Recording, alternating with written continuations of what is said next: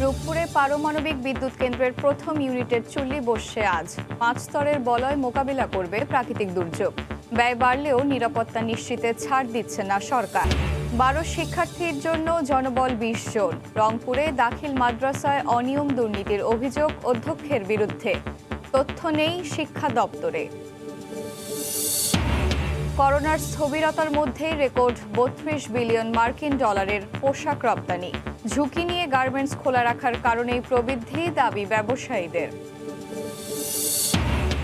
এবং করোনার কারণে 1.5 বছর বন্ধ থাকার পর আজ চালু হচ্ছে কুয়েতে বাংলাদেশ বিমানের সরাসরি ফ্লাইট। বাহরাইনে লাল তালিকা থেকে বাদ বাংলাদেশের নাম, কোয়ারেন্টাইনেও ছাড়।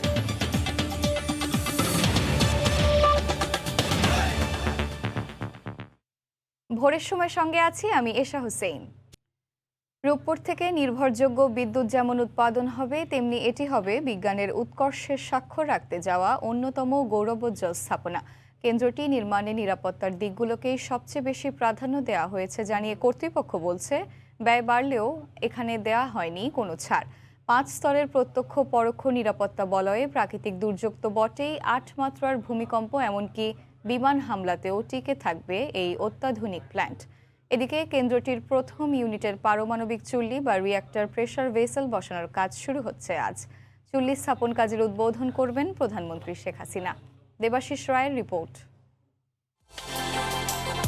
প্রচলিত জীবাশ্ম জ্বালানি যেমন তেল, কয়লা বা গ্যাস থেকে সরে এসে বাংলাদেশে পরমাণুর সূক্ষ্ম প্রযুক্তি কাজে লাগিয়ে বিদ্যুৎ উৎপাদনের মহাযজ্ঞ শুরুর দিকে এগিয়ে যাচ্ছে একমাত্র এই প্রকল্পটি।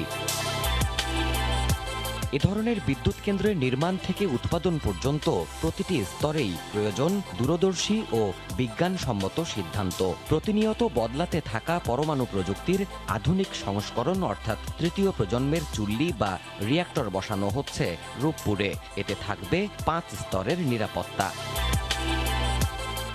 নির্মাতারা বলছেন, নিরাপত্তার সব দিক নিশ্চিত করেই প্ল্যান্টের নকশা করা হয়েছে।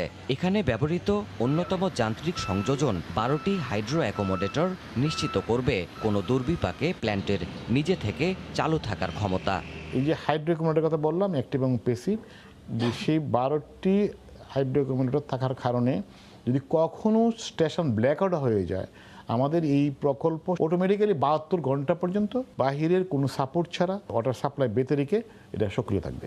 নিউক্লিয়ার ফুয়েল বা ইউরেনিয়ামের ফিশন প্রক্রিয়া থেকে উৎপাদিত তেজস্ক্রিয় বর্জ্য যাতে বাইরে না আসে, সেজন্য প্ল্যান্টটির রিঅ্যাক্টর ভবনের অভ্যন্তরেই স্পেন্ট ফুয়েল রাখার ব্যবস্থা থাকছে বলেও আশ্বস্ত করছেন এই পরমাণু প্রকৌশলী। আমাদের স্পেন ফুয়েল পুল এখনকার ডিজাইনে হচ্ছে বিল্ডিংয়ের মধ্যে, ইনার কন্টেইনমেন্টের মধ্যে। তার মানে কি, কখনো তেজস্ক্রিয় বিকিরণ রিঅ্যাক্টর বিল্ডিংয়ের বাইরে যাওয়ার কোনো সুযোগ নেই। এত সব নিরাপত্তা ব্যবস্থার বন্দোবস্ত করতে গিয়ে খরচ কিছুটা বাড়লেও বাংলাদেশ তাতে কার্পণ্য করেনি বলে দাবি বিজ্ঞান মন্ত্রীর। আমরা বলেছি যে ইউজ হোক বা না হোক, আমার দেশের মানুষ সামান্যতম ক্ষতি হোক সেটা আমরা হতে দেব না। যদি কিছু টাকা এক্সট্রাও খরচ করতে হয়, সেটাও কিন্তু বঙ্গবন্ধু কন্যা পড়তে রাজি। নিরাপত্তাটাই হলো এই প্রকল্পের মূল দিক, যেটা দেখতে হয়। মাটির নিচে ও ওপরে মিলে রূপপুরে যেসব প্রযুক্তির প্রয়োগ করা হচ্ছে, তাতে করে অন্তত 100 বছর নিরাপদেই চলমান থাকবে প্ল্যান্টটি, বলছেন সংশ্লিষ্টরা। আমার পেছনের এই রিঅ্যাক্টর ভবনটিতে নিউক্লিয়ার জ্বালানি যাতে নিরাপদভাবে রাখা যায়, সেজন্য এখানে স্থাপন করা হয়েছে 5 স্তরের নিরাপত্তা প্রযুক্তি। এর ফলে মনুষ্যসৃষ্ট দুর্যোগ যেমন বিমান হামলা, এমনকি 8 মাত্রার প্রাকৃতিক দুর্যোগ ভূমিকম্পও প্রতিরোধ করতে সক্ষম হবে এই প্ল্যান্টটি। Debashis Roy, Somoy Sangbad, Rooppur nuclear power plant, Ishwardi, Pabna. আবারও রাজধানীবাসী দেখল স্বপ্নের মেট্রো রেল। সকালে দ্বিতীয়বারের মতো ট্রায়াল সম্পন্ন করল কর্তৃপক্ষ। ট্রায়ালে 4টি স্টেশন ঘুরে উত্তরার দিয়াবাড়ির ডিপোতে ফিরে যায় মেট্রো রেল। স্বপ্নের মেট্রো রেলের অগ্রগতিতে যানজট থেকে মুক্তির অপেক্ষায় নগরবাসী। তোহা খান তামিমের রিপোর্ট। নগরে মেট্রো রেল হুইসেল বাজিয়ে লাল সবুজ আর সাদার মিশেলে মেট্রোর কোচ যখন ভায়াডাক্ট স্পর্শ করে দৃশ্যপটে, তখন নগরবাসীর স্বপ্ন। এই স্বপ্নকে আরেকটু এগিয়ে নিতে দ্বিতীয় দফায় ট্রায়াল। স্বপ্নের যাত্রা যেন নির্বিঘ্ন নিরাপদ হয়, তাই তো বারবার এই উদ্যোগ। সংশ্লিষ্টরা বলছেন, বাণিজ্যিকভাবে যাত্রার পূর্বে কিছুদিন পরপরই এভাবে চলবে নগরের কাঙ্ক্ষিত গণবাহন। শনিবার সকাল 10:30টায় মেট্রো রেলের উত্তরা দিয়াবাড়ি ডিপো থেকে 6টি কোচ নিয়ে শুরু হয় স্বপ্নযাত্রার পরীক্ষামূলক যাত্রা।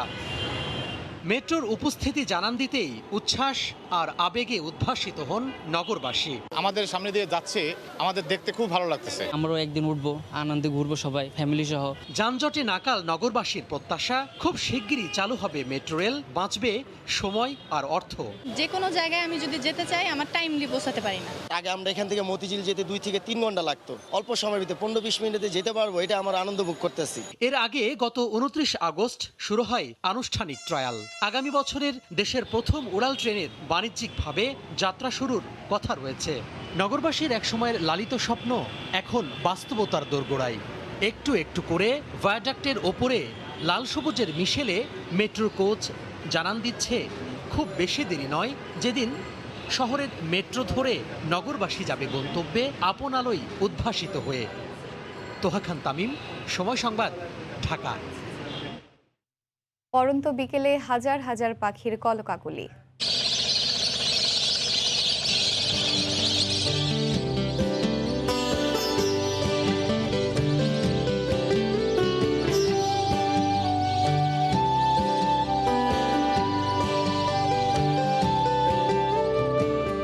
নানা বিতর্কের পর এবার আন্তর্জাতিক স্বীকৃতি পেল ভাষাঞ্চর।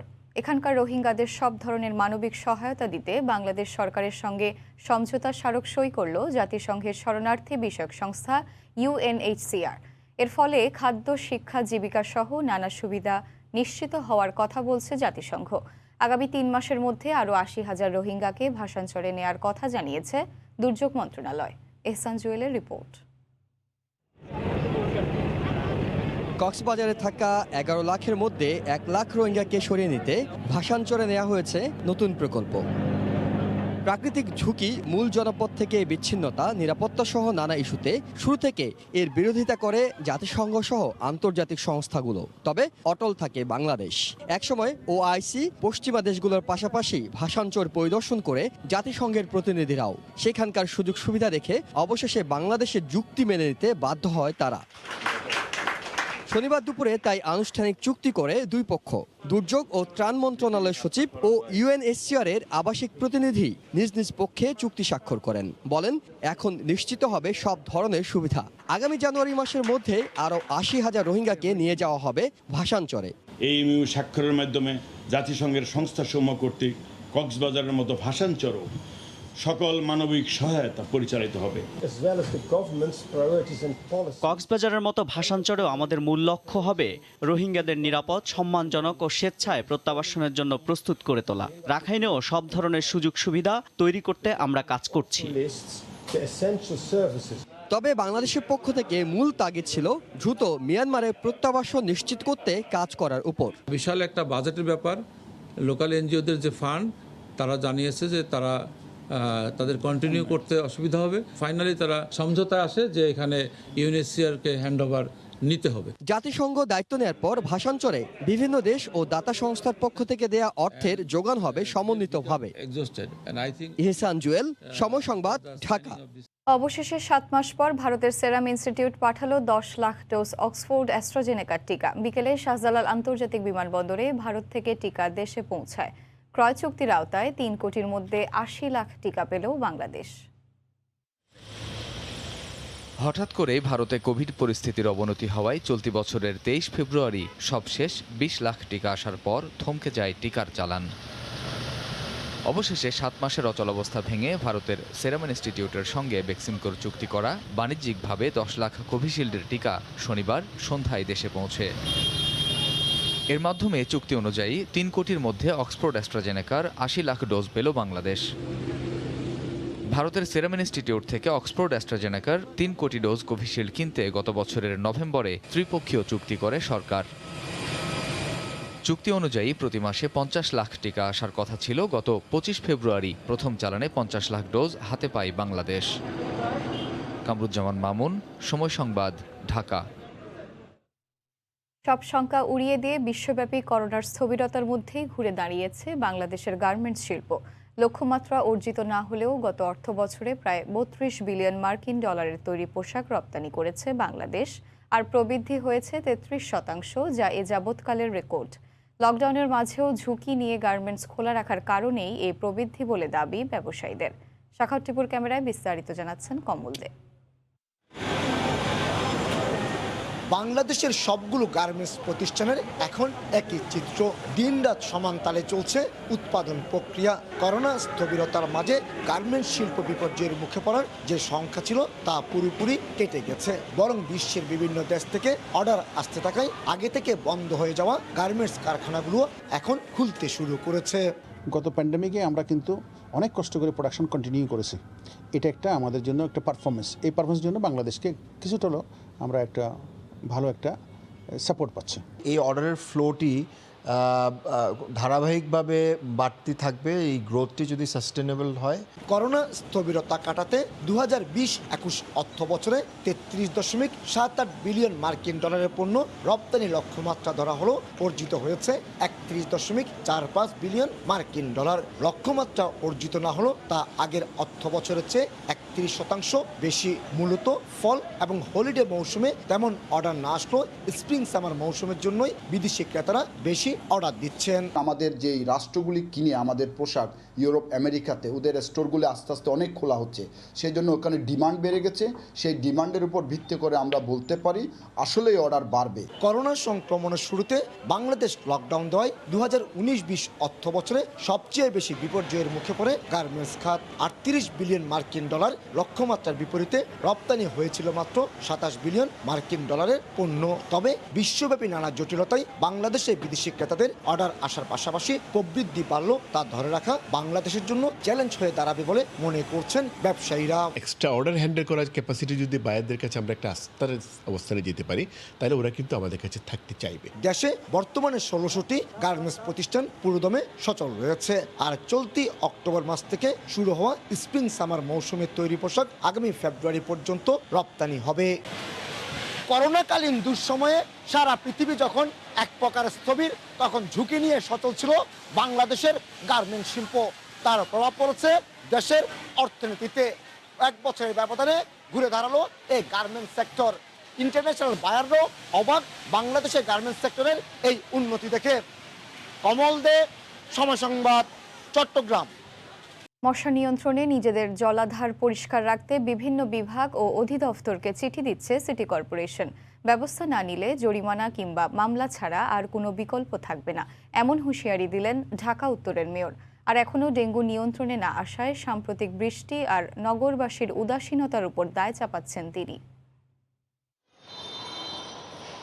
একটুখানি ফাঁকা জায়গা পেয়ে খেলছে শিশুরা, অথচ তার পাশের জলাধারই ময়লা আবর্জনায় বদ্ধ।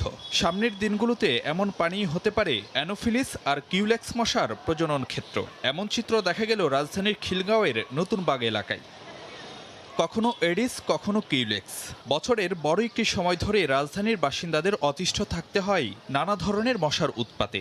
যা প্রতিরোধে পদক্ষেপ কতটা কার্যকর তা নিয়ে প্রশ্ন আছে নগরবাসীর। এটা ঠিকঠাক মতো তো সবার উদ্যোগ নিয়ে পরিষ্কার রাখতে হবে, কিন্তু সবাই তো উদ্যোগ নিতে আসে না। তারা সম্পূর্ণ করে না, তারা জানি দায়িত্ব নিয়ে তাদের যেই সেকশনে আছে তারা যদি কাজগুলো করায় তাহলে সবার জন্য মঙ্গল হয়।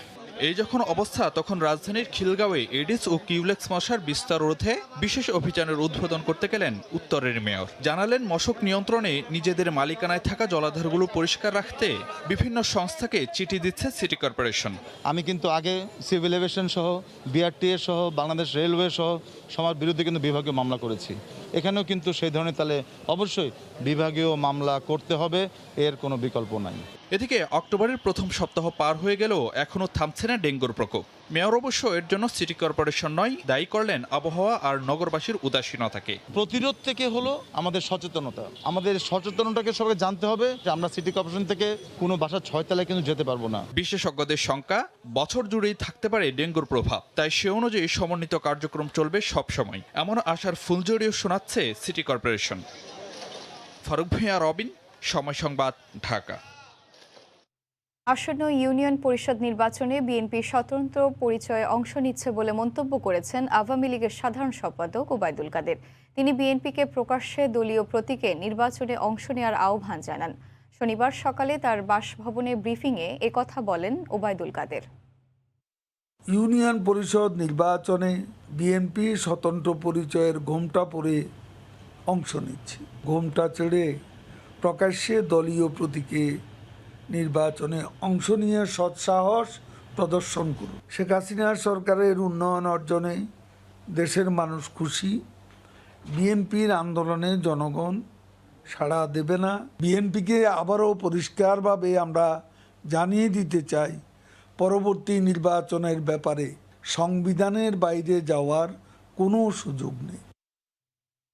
তথ্য ও সম্প্রচার মন্ত্রী ডক্টর হাসান মাহমুদ বলেছেন, বিএনপি জনবিচ্ছিন্ন দল বলেই বারবার নির্বাচন বর্জনের কথা বলে। শনিবার সন্ধ্যায় ভার্চুয়ালি যুক্ত হয়ে চট্টগ্রামের রাঙ্গুনিয়া উপজেলা মিলনায়তনে পূজা উদযাপন পরিষদ আয়োজিত অনুষ্ঠানে তিনি কথা বলেন। বিএনপি অতীত নির্বাচন 2018 সালের নির্বাচনের আগেও নির্বাচন বর্জনের কথা বলেছিল, পরে তারা নির্বাচনে অংশগ্রহণ করেছে। তো নির্বাচন বর্জন তারাই করে যারা যে সমস্ত দলের কোনো জনভিত্তি নাই, তারাই নির্বাচন বর্জনের কথা বলে। বিএনপিকে যদি জনমুখী রাজনৈতিক দল হিসাবে টিকিয়ে রাখতে হয়, নির্বাচনে অংশগ্রহণ করার কোনো বিকল্প নাই। দলীয় নেতাদের পর এবার পেশাজীবী সংগঠনের সঙ্গে বৈঠক করেছে বিএনপির শীর্ষ নেতারা। আগামী নির্বাচনের প্রস্তুতি এবং বর্তমান রাজনৈতিক পরিস্থিতি ও জোট সম্প্রসারণের বিষয়ে তাদের মতামত জানতেই এই বৈঠক বলে জানা গেছে। শনিবার বিকেল 4টায় দলের চেয়ারপারসনের গুলশান কার্যালয়ে তৃতীয় দফার দ্বিতীয় দিনের মতো বৈঠক করে। গত মাসে 2 দফায় 6 দিন দলের বিভিন্ন স্তরের নেতাদের সঙ্গে সিরিজ বৈঠক করে বিএনপি। এরই ধারাবাহিকতায় চলতি সপ্তাহে গতকালও বৈঠক করেন নেতাকর্মীরা। বর্তমান রাজনৈতিক পরিস্থিতি ও আগামী দ্বাদশ সংসদ নির্বাচনের কর্মপরিকল্পনা ঠিক করতেই বিভিন্ন পর্যায়ে আলোচনা করছে বিএনপি। বৈঠকের সিদ্ধান্তের বিষয়ে শীঘ্রই গণমাধ্যমকে জানানো হবে বলে জানিয়েছে দলের নেতারা।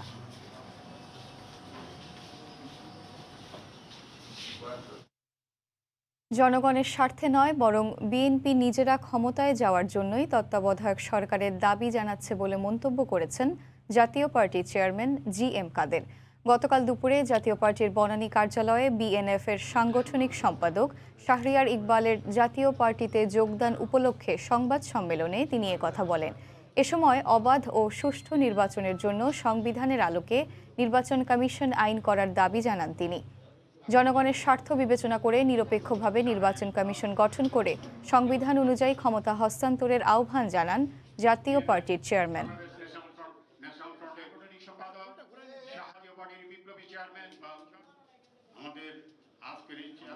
এখন যে দাবিটি বিএনপি করছে, এটা হলো তারা ক্ষমতার পরিবর্তনে নিজেদের সুযোগ নিয়ে নিজেদের ক্ষমতা যাওয়ার জন্য একটি দাবি।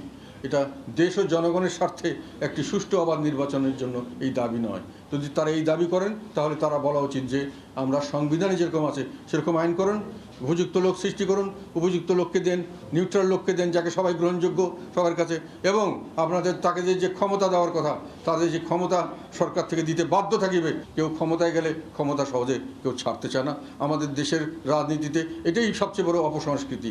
চট্টগ্রাম শাহ আমানত আন্তর্জাতিক বিমানবন্দরে 80 পিস স্বর্ণের বারসহ সিভিল অ্যাভিয়েশনের এক নিরাপত্তা কর্মীকে আটক করেছেন এনএসআই ও শুল্ক গোয়েন্দারা। স্বর্ণের বারগুলো নিয়ে পালিয়ে যাওয়ার সময় তাকে ধাওয়া করে আটক করা হয়। পরে কোমরের বেল্টে লাগানো অবস্থায় 5 কোটি টাকা মূল্যের বারগুলো জব্দ করে কাস্টমস। শাখাউত টিপুর ক্যামেরায় বিস্তারিত জানাচ্ছেন কমল দে। এপিবিএন এবং শুল্ক গোয়েন্দা পরিবেষ্টিত হয়ে আছেন সিভিল অ্যাভিয়েশনের নিরাপত্তা কর্মী বেলাল উদ্দিন। তার কোমরে লাগানো অবস্থায় জব্দ হয়েছে প্রায় 10 কেজি ওজনের 80 পিস স্বর্ণের বার। মূলত বিমানবন্দরের টয়লেট থেকে সন্দেহজনকভাবে বের হওয়ার সময় শুল্ক গোয়েন্দা এবং এনএসআই কর্মীরা তাকে চ্যালেঞ্জ করলে বেলাল দৌড়ে পালিয়ে যাওয়ার চেষ্টা করে। পরে তাকে ধাওয়া দিয়ে আটক করা হয়। ওখানে পানি খাইতে যায়, দেখতেছি কিছু বস্তু পরে রয়েছে। আমি ওগুলো দেখতেছি, দেখে বাইরে এসেছি, তারপরে আমাদের এগুলো আমি কিছু খুলেও দেখি না, এগুলো কি জিনিস ছিল স্যার, আমি নিয়ে বাইরেছি আর কি। বিমানবন্দর সূত্র জানায় দুবাই থেকে আসা বাংলাদেশ বিমানের একটি ফ্লাইটে স্বর্ণের চালান আসবে এমন তথ্য ছিল গোয়েন্দাদের কাছে। 10 মিনিটের ব্যবধানে ওমান এয়ার এবং বাংলাদেশ বিমানের দুটি ফ্লাইট অবতরণ করে শাহ আমানত বিমানবন্দরে। সেখানকার কোনো যাত্রী এই চালান টয়লেটে রেখে এসেছিল। তবে আটককৃত বেলাল উদ্দিন দাবি করেছেন টয়লেটের ঝুড়ি থেকেই এসব স্বর্ণের বার কুড়িয়ে পেয়েছিল।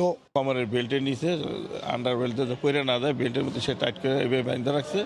ওই অবস্থায় 3 বান্ডিল মাল পাই, এটা এখন 180 পিস টোটাল। সে পাচার করতেছিল, তার কাছে একটাই কথা যে আমি ওয়াশরুমে পাইছি। আমাদের ধারণা নিচে কোনো যাত্রী আছে তাকে দিছে। ধরা পড়ার পরে প্রথমে সে ধস্তাধস্তি করে পালিয়ে যাওয়ার চেষ্টা করে, এরপরে সে বলে যে এটা বাথরুমের মধ্যে সে পরিত্যক্ত অবস্থায় পেয়েছে। এর আগে নাকি তাকে একদিন ওই সন্দেহজনকভাবে জিজ্ঞাসাবাদ করা হয়েছিল, ওই দিন কিছু পাওয়া যায়নি এই সেম পারসনকে। এই ঘটনায় পতেঙ্গা থানায় একটি মামলা দায়ের করা হয়েছে। কমল দে, সময় সংবাদ, চট্টগ্রাম। শিক্ষার্থী 12 জন আর শিক্ষক সহ কর্মকর্তা কর্মচারীর সংখ্যা 20 জন। 35 বছর ধরে এভাবেই চলছে রংপুরের পীরগঞ্জে ছাতুয়া দ্বিমুখী দাখিল মাদ্রাসা। তবে শিক্ষকদের দাবি 200 শিক্ষার্থী রয়েছেন। জমি দখল, নারী নির্যাতন সহ নানা অনিয়ম দুর্নীতির অভিযোগ মাদ্রাসাটির অধ্যক্ষের বিরুদ্ধে। শাকিল মাহমুদের ক্যামেরায় রতন সরকারের রিপোর্ট। রংপুরের পীরগঞ্জে 6 কক্ষের দোতলা টিন শেড ছাতুয়া মাদ্রাসা জুড়ে পাওয়া গেল 12 শিক্ষার্থীকে। শিক্ষকের কেউ জানাতে পারেননি মাদ্রাসার প্রকৃত শিক্ষার্থীর সংখ্যা। একজন শিক্ষক 200 শিক্ষার্থীর দাবি করলেও কাগজপত্রে আরও বেশি দেখানোর কথা জানালেন অকপটে। স্টুডেন্ট আমাদের রেগুলার 250 হবে, একটু কাগজপত্র বেশি দেখা লাগে আর কি। নিজে নিয়োগ কমিটির সচিব হয়ে স্ত্রীকে কম্পিউটার শিক্ষিকা পদে নিয়োগের অভিযোগ আছে অধ্যক্ষের বিরুদ্ধে, যদিও সরকারের দেয়া 3টি কম্পিউটার খুঁজে পাওয়া গেল না। কম্পিউটারে ক্লাস করেন? না, একদিনও করায়নি। মাল্টিমিডিয়া চেনো? হ্যাঁ চিনি তো। ওটা আছে কি? কি যে কইতে পারছি না ঠিক। কম্পিউটার তো আছে। কয়টা? সেটা সম্ভবত আমি জানি না। অন্যের জমি দখল, শিক্ষকের বিরুদ্ধে ছাত্রীর যৌন হয়রানি, গোপনে কমিটি গঠন, বিভিন্ন পদে নিয়োগের কথা বলে টাকা নিয়ে আত্মসাৎ আর নিয়োগ প্রক্রিয়া নিয়ে প্রহসনের অভিযোগ ভুক্তভোগীদের। কোনো প্রকার প্রবেশপত্র ছাড়াই পরীক্ষাটা সম্পন্ন করে দিছে। অনেকে তো টাকা নিচে, টাকা দিয়ে চাকরি দেন নাই, অন্যজনের কাছে বেশি টাকা নেয়, ওনাদেরকে চাকরি দিছে। কত টাকা দিছে? 4 লাখ। কিসের জন্য এটা ছিল? চাকরির জন্য। এই জমিটা আমার, এই জমিটা জোর করে উনি ঘরটা তুলছে। অধ্যক্ষ AKM শহীদুল ইসলামকে তার দপ্তরে পাওয়া না গেলেও খোঁজ মেলে উপজেলা সদরের একটি রাজনৈতিক অনুষ্ঠানে।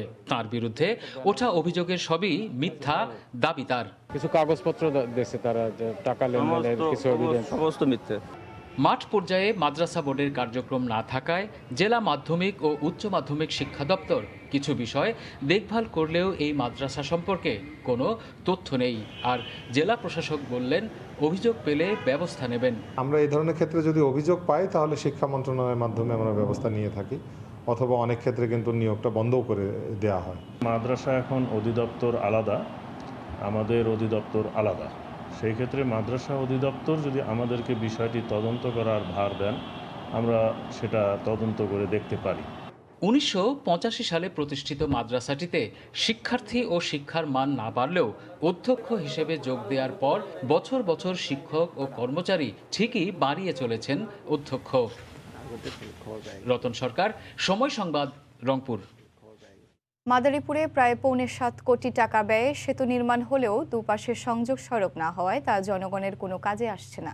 দুর্ভোগে অন্তত 6টি ইউনিয়নের মানুষ। 95% কাজ সম্পূর্ণ দেখিয়ে ঠিকাদারি প্রতিষ্ঠান 5 কোটির বেশি টাকা বিল তুলে নিয়েছে। জমি অধিগ্রহণের জটিলতায় অ্যাপ্রোচ সড়কের কাজ আটকে থাকলেও দ্রুত সমস্যা সমাধানের কথা জানায় সংশ্লিষ্টরা। সঞ্জয় কর্মকার, অভিজিতের তথ্য ও শাহাদাত আকুনের ছবি নিয়ে রিপোর্ট। 2018 সালের এপ্রিলে মাদারীপুরের লক্ষ্মীগঞ্জের কুমার নদের উপর 99 মিটারের একটি সেতু নির্মাণ শুরু করে স্থানীয় সরকার অধিদপ্তর LGD। চলতি বছরের জুনে কাজের মেয়াদ শেষ হয়। 6 কোটি 69 লাখ টাকা ব্যয়ে নির্মিত সেতুটির 95% কাজ শেষ হয়েছে দাবি করে ঠিকাদারি প্রতিষ্ঠান এরই মধ্যে 5 কোটি 1 লাখ টাকা বিল তুলে নিয়েছে। কিন্তু এখনও শেষ হয়নি সেতুটির দুপাশে সংযোগ সড়ক নির্মাণ কাজ। এতে বিপাকে জেলা সদর উপজেলার সাথে পাঁচখোলা, রাস্তি, কালিকাপুর সহ অন্তত 6টি ইউনিয়নের মানুষ। আমার মারে কেবল নিয়ে আসলাম, খুবই ধৈর্য 2-3 দিন নিয়ে ব্রিজের ওইখান থেকে উঠাইতে হয়, তা উঠতে পারতেছে না। আমাদের অসুস্থ লোক এখন নৌকা দিয়ে আবারও সেই পানি দিয়েই পারাপার করতে হয়। ব্রিজ আমাদের কোনো উপকারী হয়নি। তাদের অবহেলার কারণে হয়তো এই ব্রিজের কাজ সম্পূর্ণ হচ্ছে না। আমরা জনগণ ভুগতে আছি। সংযোগ সড়কের জন্য জেলা প্রশাসন জমি বুঝিয়ে না দেওয়ায় পরবর্তী কাজ সম্পন্ন করা যাচ্ছে না বলে জানান এলজিইডির নির্বাহী প্রকৌশলী। জেলা প্রশাসক মহোদয়ের সঙ্গে বারবার সভা করেছি। খুব রিসেন্টলি উনি এটা সংশোধন করে আমাদের জমিটা বুঝে দেবেন, বুঝে দিলেই ম্যাপ প্রস্তাব শেষ করে ফেলবো। অবশ্য জেলা প্রশাসন বলছে ভূমি অধিগ্রহণে জমির মালিকানা নিয়ে জটিলতা থাকলেও দ্রুত সমাধানের চেষ্টা চলছে। মাঝখানে অবশ্য আমাদের অফিসার সংকট ছিল, যে কারণে আমরা অনেক কাজই পিছিয়ে আছি। তো এখন নতুন অফিসার আসছেন এবং আমরা বিশ্বাস করি এটা দ্রুত আমরা করে দিব। দুপাশে 110 মিটার সংযোগ সড়ক নির্মাণে জমি অধিগ্রহণের জন্য 3,42 লাখ টাকা জেলা প্রশাসনের ভূমি অধিগ্রহণ শাখায় জমা দিয়েছে এলজিইডি। সময় সংবাদ, মাদারীপুর। মাত্র একদিনের ব্যবধানে মোংলা বন্দরের দুবলার চরে ডুবে গেল পাথর বোঝাই একটি লাইটারেজ জাহাজ। ভাসমান অবস্থায় উদ্ধার করা হয়েছে জাহাজের 10 নাবিককে। মোংলা প্রতিনিধি মাহমুদ হাসানের পাঠানো তথ্য ও ছবি নিয়ে রিপোর্ট। কোস্টগার্ড জানায়, মোংলা বন্দরের বাইরে ফেয়ারওয়ে এলাকা থেকে 1200 মেট্রিক টন পাথর নিয়ে খুলনার দিকে যাচ্ছিল এমভি বিউটি লোহাগড়া 2 নামে একটি লাইটারের জাহাজ। শনিবার ভোরে দুবলার চর এলাকায় পৌঁছালে জাহাজটি চরে আটকা পড়ে। উদ্ধারের চেষ্টা করা হলে এক পর্যায়ে তলা ফেটে পানি ঢুকে যায়। খবর পেয়ে ঘটনাস্থলে পৌঁছে স্থানীয়দের সহায়তায় 10 নাবিককে জীবিত উদ্ধার করে কোস্টগার্ড। নৌ রুটে বাণিজ্যিক জাহাজ চলাচলে কোনো রকম বাধার সৃষ্টি হবে না। আমরা উভয় পক্ষের মালিক পক্ষকে বলেছি দ্রুত এই দুটি জাহাজকে অপসারণ করতে, এবং তাদেরকে আমরা 15 দিন সময় বেঁধে দিয়েছি। এর আগে শুক্রবার মোংলার পশুর চ্যানেলের কানাইনগর এলাকায় তলা ফেটে সার বোঝাই একটি কার্গো জাহাজ ডুবে যায়। চিৎকার শুনে স্থানীয়দের সহায়তায় জাহাজের মাস্টার সহ 10 নাবিককে জীবিত উদ্ধার করা হয়। দুর্ঘটনার পর জাহাজটি উদ্ধারে কোনো তৎপরতা চোখে পড়েনি। পাশে দুটো কার্গো ছিল, কার্গো দুটো দেখলাম টেনে নিয়ে এসে চরে বাজাই দিল মাস্টার। তারপর আমরা মাস্টারকে উদ্ধার করে নিয়ে দিয়ে আসলাম। যত তাড়াতাড়ি এর সমাধান করা যায় এই ব্যবস্থা তো করতেই হবে। চলতি বছর 27 ফেব্রুয়ারি ও 30 মার্চ ডুবে যায় কয়লাবাহী দুটি কার্গো জাহাজ। প্রায়ই এমন দুর্ঘটনায় উদ্বিগ্ন ব্যবসায়ীরা। সময় সংবাদ, মোংলা। নিষেধাজ্ঞায় সঠিকভাবে সহায়তা না মেলায় বাধ্য হয়েই নদীতে যাচ্ছেন জেলেরা। পুলিশের হাতে আটক হওয়ার পর জামিন নিতে আবারও ঋণের জালে জড়াচ্ছে পরিবার। এতে বার করে বাড়ছে সংকট। তবে সংকটে থাকা জেলেদের দ্রুত খাদ্য সহায়তার আওতায় আনার আশ্বাস দিয়েছে মৎস্য বিভাগ। নাসিরুদ্দিন লিটনের তথ্য, উৎপল দেবনাথের ছবি নিয়ে রিপোর্ট। চরফ্যাশনের মেঘনাপাড়ের মিয়াজানপুর গ্রামের সহোদর জেলে হাসান ও হাফিজের আয়ে চলে পরিবারের 12 সদস্যের সংসার। 4 অক্টোবর নিষেধাজ্ঞার পর তাদের আয়ের পথ বন্ধ। পেটের দায়ে বুধবার রাতে নদীতে ইলিশ ধরতে গিয়ে আইন শৃঙ্খলা রক্ষা বাহিনীর হাতে আটক হন হাসান হাফিজ সহ 6 জন।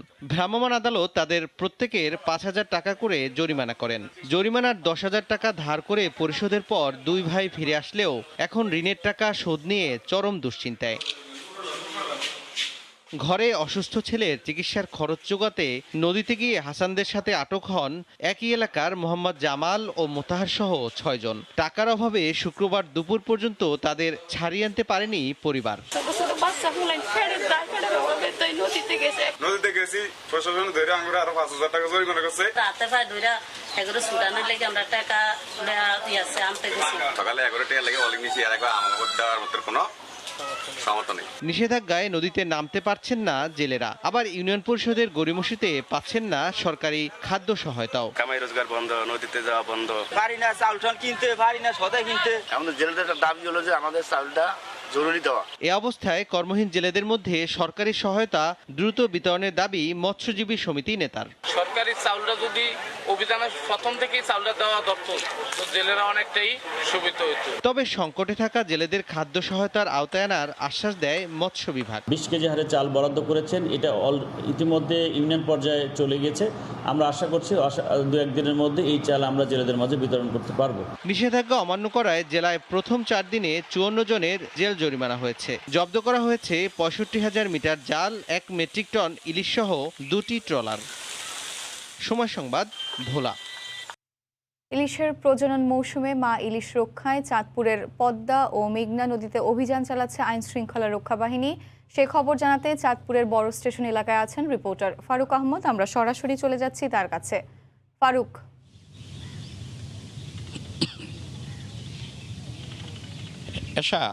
প্রজনন মৌসুম মা ইলিশ সংরক্ষণের যেই বিশেষ কর্মসূচি, অর্থাৎ নদীতে সব ধরনের মাছ ধরা নিষিদ্ধ এবং সেই নিষিদ্ধ বাস্তবায়ন করার জন্য আইন শৃঙ্খলা রক্ষাকারী বাহিনীর অভিযান চলছে। তো আজকে 7ম দিন। আমি 7ম দিনে ভোর থেকে চাঁদপুরের নদী পাড়ে বেশ কিছু এলাকা আমি ঘুরেছি। আমি দেখেছি যে আসলে নদীতে শুনশান নীরবতা, অর্থাৎ কোথাও কোনো জেলেকে মাছ ধরতে দেখা যায়নি। সেক্ষেত্রে সরব উপস্থিতি দেখা গেছে আইন শৃঙ্খলা রক্ষাকারী বাহিনী, বিশেষ করে যারা নৌ পুলিশের সদস্য আছেন। চাঁদপুর নৌ পুলিশ থানার মোজাহিদুল ইসলামের নেতৃত্বে একটি স্পিড বোর্ড এবং একটি ট্রলার তারা নদীর বিভিন্ন অংশে, বিশেষ করে মেঘনা নদীর কয়েকটি পয়েন্টে তারা সকাল ভোর থেকে অভিযান চালিয়েছেন। মোজাহিদুল ইসলাম আমাকে জানিয়েছেন আসলে এই পর্যন্ত কোনো জেলেকে তারা আটক করতে সক্ষম হননি, অর্থাৎ নদীতে এখন কেউই মাছ ধরছেন না। তো এই যে একটা পরিবেশ, সেটি আসলে কি করে সম্ভব হলো? আপনি কি আমাকে একটু জানাবেন যে এখানে যে চাঁদপুরের যে পরিবেশটা, এটা তৈরির জন্য নৌ পুলিশের একটা ভূমিকা আছে? ধন্যবাদ। নৌ পুলিশ আসলে যখন ঘোষণা করা হয়েছে মা ইলিশ রক্ষার অভিযানের সময় দেওয়া হয়েছে, তখন থেকে ক্যাম্পেইন এবং প্রচারণা ব্যাপকভাবে চালাচ্ছি, সভা সমাবেশ করেছি, মানুষকে সচেতন করার জন্য চেষ্টা করেছি যে একটা মা ইলিশ রক্ষা করতে পারলে 15 থেকে 20 লক্ষ নতুন ইলিশ মাছ আমরা পাবো। সেটা আমরা মানুষের মধ্যে এই বার্তাগুলো পৌঁছে দেওয়ার চেষ্টা করেছি। মাননীয় পুলিশ সুপার মহোদয়ের নেতৃত্বে পুলিশ সুপার নিজেই এই কাজে অংশগ্রহণ করেছেন এবং গত 4 তারিখ থেকে আজ পর্যন্ত আমরা অনবরতভাবে অভিযান পরিচালনা করে আসতেছি। মুজাহিদ ভাই, আরেকটা বিষয় আমি লক্ষ্য করেছি, আপনাদের এই যে অভিযান, টানা অভিযানের মধ্যেও কিন্তু কিছু কিছু জেলে নদীতে মাছ ধরছে। সেক্ষেত্রে এই নদীতে যে তারা নেমে পড়ছে এবং আপনাদের হাতেও ধরা পড়ছে, আসলে এটি আমরা যদি আইনের হিসেব করি তাহলে দেখা যাচ্ছে তারা সরকারি নিষেধাজ্ঞা ভঙ্গ করছে। সেক্ষেত্রে যারা মাছ ধরছে তাদেরকে আপনারা কী ধরনের শাস্তি দিচ্ছেন? যারা এই আদেশ অমান্য করেও নদীতে অবৈধভাবে মাছ ধরার কাজে ব্যস্ত থাকে, তাদেরকে আমরা অভিযানের মাধ্যমে আটক করে তাদের বিরুদ্ধে মৎস্য রক্ষা ও আইনে নিয়মিত মামলা রুজু করে বিজ্ঞ আদালতে সুপর্দ করতেছি। এ পর্যন্ত আমাদের প্রায় 60টি মামলায় 40 জনের মতো জেলে আটক হয়েছে। আমরা এই তৎপরতার কারণেই মূলত নদীতে জেলের সংখ্যা একটু তুলনামূলকভাবে কম আছে বলে মনে করি। ধন্যবাদ মোজাহিদুল ইসলাম, যিনি নৌথানা চাঁদপুরের ভারপ্রাপ্ত কর্মকর্তা। তিনি যেমনটি জানিয়েছেন যে শুধু তাদের একক অভিযানে এ পর্যন্ত 40 জন জেলেকে তারা আটক করতে সক্ষম হয়েছেন। আর আমি যদি এর সঙ্গে যোগ করি যে বাংলাদেশ কোস্টগার্ড তারাও কিন্তু অভিযান চালাচ্ছে। তো সব মিলিয়ে যদি আমি আটকের একটা হিসাব করি, চাঁদপুরে গত 4 তারিখ থেকে আজ 10 তারিখ পর্যন্ত, অর্থাৎ ভোর পর্যন্ত 80 জন জেলেকে আটক করা হয়েছে এবং এদের বিরুদ্ধে নিয়মিত মামলা একের সঙ্গে বিভিন্ন মেয়াদে সাজা প্রদান করা হয়েছে। আরেকটি বিষয় আমি বলি যে এখানে এ পর্যন্ত প্রায় 300 কেজি মা ইলিশ এবং একের সঙ্গে 80 লক্ষ মিটার জাল, আর যদি আমি মাছ ধরার নৌকার সংখ্যা বলি তাহলে সেটি 18 থেকে 20টি নৌকা তারা জব্দ করতে সক্ষম হয়েছে। তো সব মিলিয়ে চাঁদপুরে এখন পর্যন্ত পদ্মা মেঘনার যে অভয়াশ্রমটি আছে সেখানে একটা চমৎকার অভিযান চলছে এবং সেক্ষেত্রে যারা তালিকাভুক্ত জেলে তাদেরও কিন্তু খাদ্য সহায়তা প্রণোদনা দেওয়া অনেকটা সম্পূর্ণ হয়েছে, অর্থাৎ 20 কেজি করে চাল এই 22 দিনের জন্য জেলেদের মধ্যে বিতরণ করা হয়েছে। এই ছিল আমার কাছে চাঁদপুরে প্রজনন মৌসুমে মা ইলিশ সংরক্ষণের সবশেষ এশা। মা ইলিশ রক্ষায় চাঁদপুরের পদ্মা ও মেঘনা নদীতে আইন শৃঙ্খলা রক্ষাকারী বাহিনীর অভিযানের সর্বশেষ খবর আমাদেরকে জানাচ্ছিলেন সহকর্মী ফারুক আহমদ। চাঁদপুরে বিষাক্ত জেলিযুক্ত 17.5 মণ চিংড়ির চালান জব্দ করেছে কোস্টগার্ড। গতকাল বিকেলে জেলার শহরের 3 নদীর মোহনা থেকে চালানটি আটক করে কোস্টগার্ড। সংস্থাটির চাঁদপুর স্টেশনের কমান্ডার রোহান মঞ্জুর জানান, শরীয়তপুরের নরসিংহপুর ফেরিঘাট থেকে বিষাক্ত জেলিযুক্ত চিংড়ির চালানটি চাঁদপুরে নেওয়া হচ্ছিল। পরে নির্বাহী ম্যাজিস্ট্রেট ও মৎস্য বিভাগের কর্মকর্তাদের উপস্থিতিতে চিংড়িগুলো মাটিতে পুঁতে ফেলা হয়। তবে এ ঘটনায় কাউকে আটক করা যায়নি।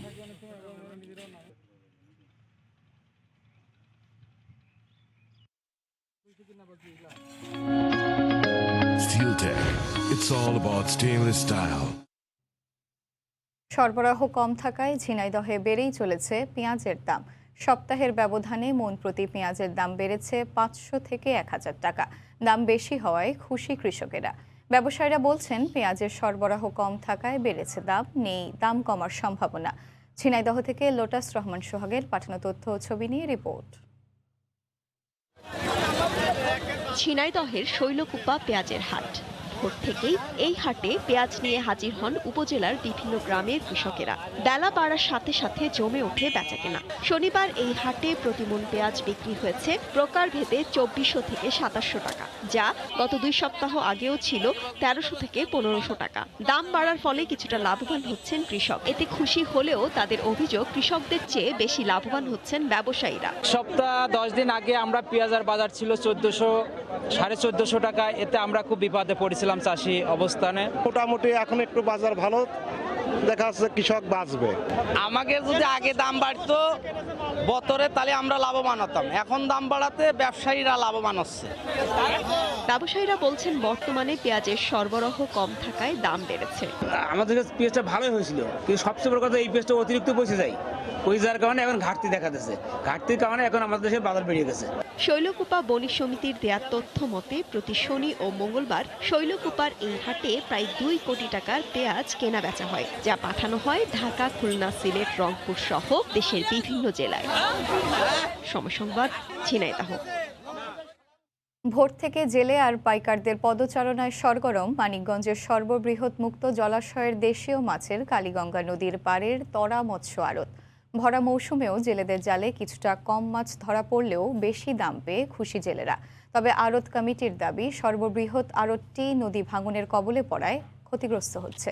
মানিকগঞ্জ থেকে মোহাম্মদ ইউসুফ আলীর তথ্য ছবি নিয়ে রিপোর্ট। ভোর থেকেই বেচাকেনা জমজমাট মানিকগঞ্জের কালীগঙ্গা নদীর পাড়ের তরাঘাটের দেশীয় মাছের আড়ত। পদ্মা, যমুনা, ইছামতি, কালীগঙ্গা, ধলেশ্বরী, কান্তাবতী সহ আশপাশের মুক্ত জলাশয়ে পাওয়া যাচ্ছে টাটকিনি, ফলি, বাইম, শিং, ট্যাংরা, শোল, বোয়াল সহ নানা জাতের দেশীয় মাছ। নদ নদী ও মুক্ত জলাশয়ের পানি কমে আসাতে আশানুরূপ মাছ পাওয়ায় খুশি জেলেরা। দাম ভালো পাচ্ছে আমরা। মাছ বর্তমানে আছে ভালোই, দামও মাছের ভালো। বিভিন্ন অনুষ্ঠান হচ্ছে, তাই একটু দামটা চড়া। 200 বছরের ঐতিহ্যবাহী দেশীয় মৎস্য আড়তটি নদী ভাঙন সহ নানা সমস্যায় জর্জরিত বলে জানিয়েছেন আড়ত কমিটির এ নেতা। কমার কারণে আমাদের পাইকারি বাড়ছে, মানে অসুবিধা নাই, কিন্তু এটা অসুবিধা হলো আমাকে সাদ নাই, সাদের জন্য মাছ বেচতে পারি না।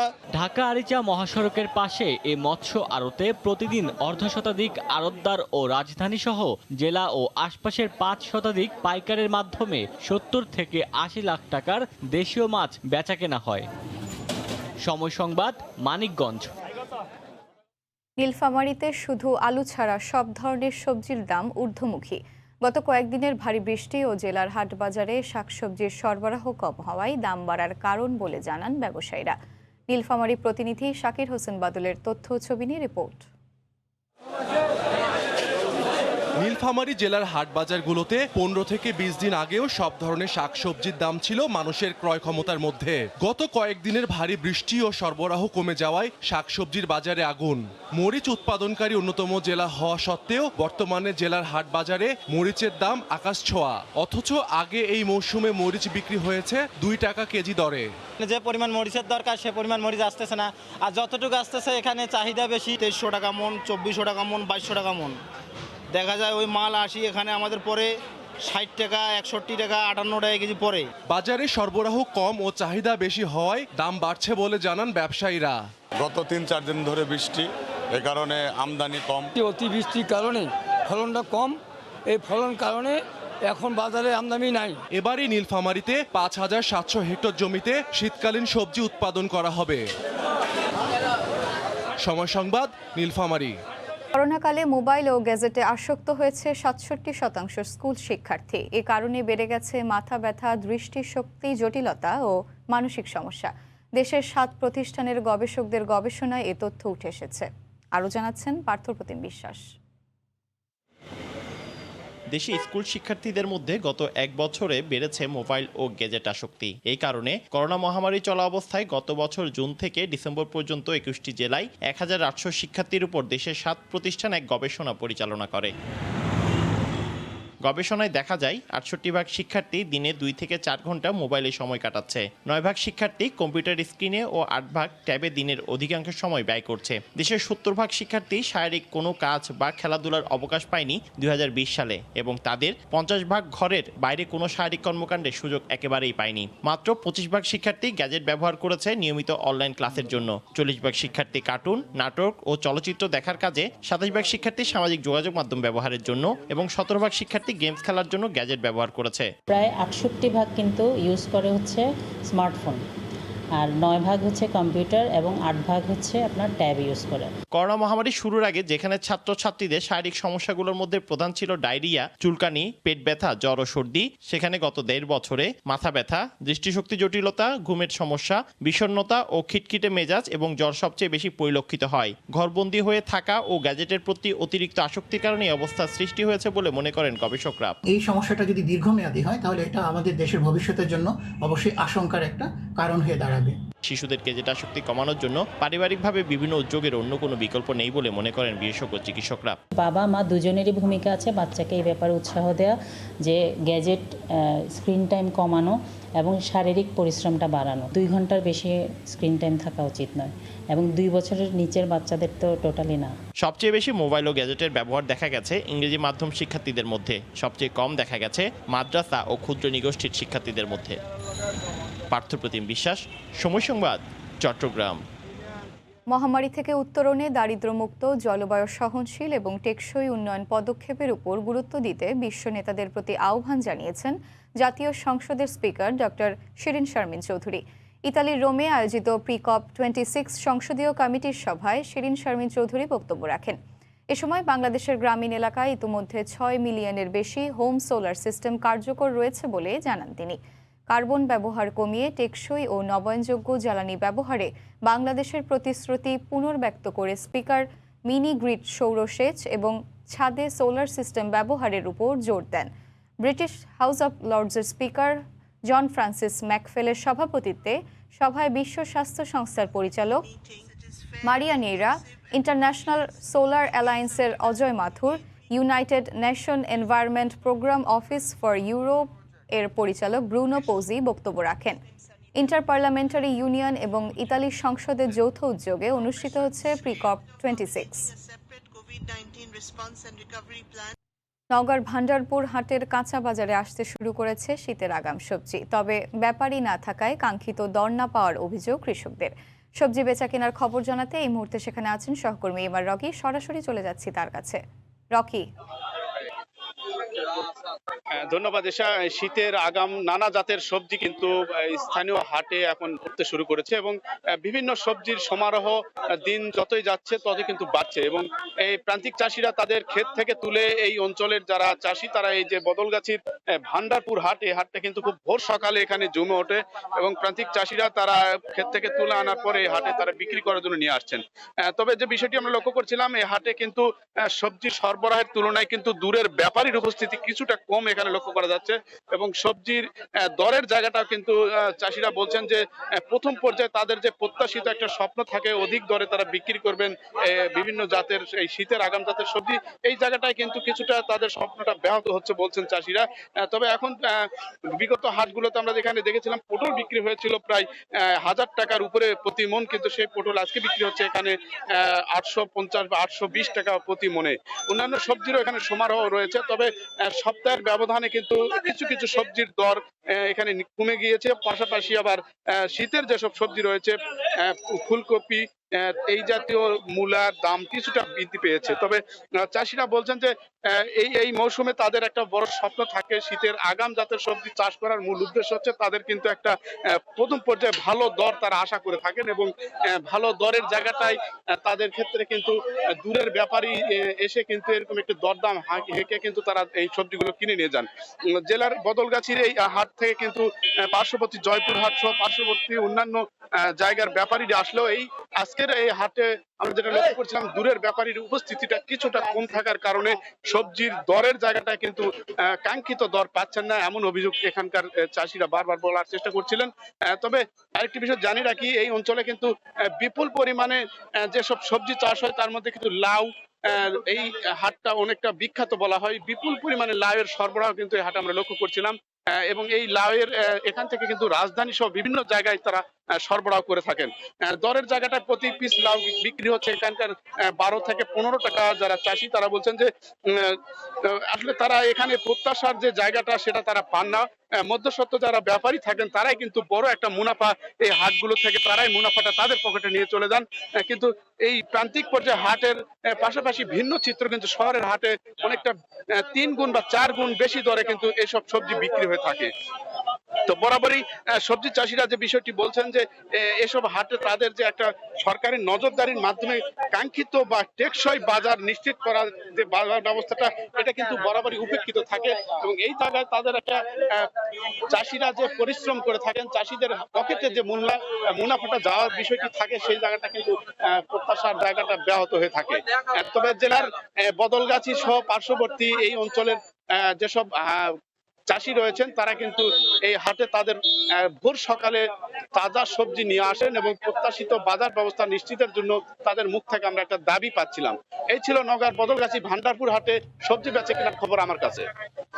নওগাঁ থেকে আমাদের সঙ্গে সরাসরি যুক্ত ছিলেন সহকর্মী এমআর রকি। কয়েক বছর স্থানীয় নির্বাচন অফিসে ধর্ণা দিয়েও মেলেনি মানিকগঞ্জের আনুলিয়া গ্রামের শতাধিক মানুষের জাতীয় পরিচয়পত্র। গ্রামবাসীর দাবি তাদের মৃত দেখিয়ে জাতীয় পরিচয়পত্র থেকে বাদ দেওয়া হয়েছে। বিষয়টির সত্যতা স্বীকার করে উপজেলা নির্বাচন অফিসের দাবি এটি কারিগরি সমস্যার কারণে হয়েছে। মানিকগঞ্জ থেকে মোহাম্মদ ইউসুফ আলীর তথ্য ও ছবি নিয়ে রিপোর্ট। মানিকগঞ্জের শিবালয়ের ছোট আনুলিয়া গ্রামের 18 থেকে 80 বছরের শতাধিক মানুষের নেই জাতীয় পরিচয়পত্র। 7 বছর আগে নদী ভাঙনের শিকার এ মানুষগুলো উপজেলার চর শিবালয় থেকে একই উপজেলার আনুলিয়া গ্রামে এসে বসতি গড়েন। 3 বছর আগে তাদের জাতীয় পরিচয়পত্র উপজেলা নির্বাচন অফিসে নিয়ে গেলে তাদের মৃত দেখানো হয়। এ অবস্থায় নতুন করে আবেদন করেও মিলছে না জাতীয় পরিচয়পত্র। এতে টিকা, বিদেশ গমন, সম্পত্তি ক্রয় বিক্রয় সহ নানা জটিলতা ও ভোগান্তিতে পড়ছেন তারা। 2 বছর আগে এখানে আবেদন করা হয়েছে কিন্তু আমরা এখনো পাইনি।